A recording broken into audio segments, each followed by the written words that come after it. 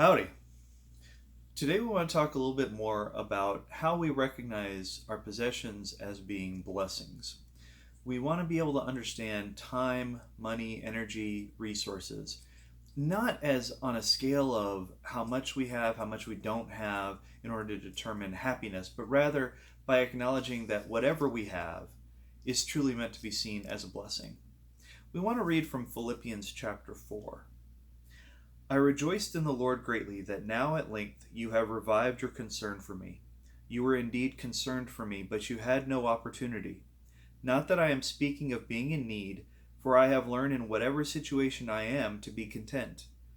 I know how to be brought low, and I know how to abound. In any and every circumstance I have learned the secret of facing plenty and hunger, abundance and need. I can do all things through him who strengthens me. So what we see in this is that Paul is expressing the idea of being satisfied with whatever he has at the time. Now, Paul has been in many different circumstances. He has had times where he was a well-liked, influential leader among the people, doing fairly well, and he's also had times whenever he was in jail. He had nothing to eat. He was beaten. He was harmed.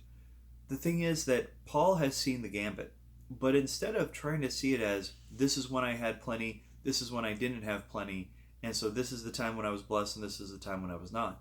Instead, he is seeing every place that he is in, every position, every situation, as being a time of blessing. So whatever time, money, energy, resources that we have is 100% of what God is intending to bless us with at that time.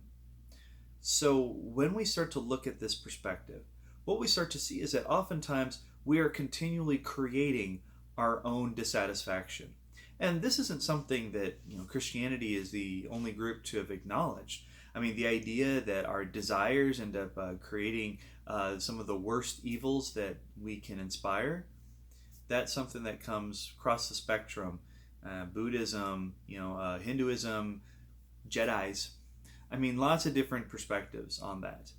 And so what we want to be able to see is why it is that this is important to us is because it helps us to have a better perspective on whether we can or cannot give to others.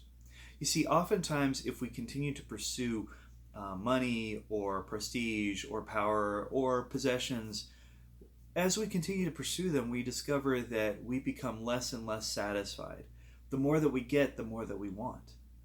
And so with that, we have to be able to ask questions of, is this something that I truly want, truly need in a long-term perspective, or is it just something that at this moment I think is going to satisfy me? And then what we discover is that many times the things that we think at that moment we need, we actually don't. And later down the line, we would get no more pleasure out of that than what we had in the first place.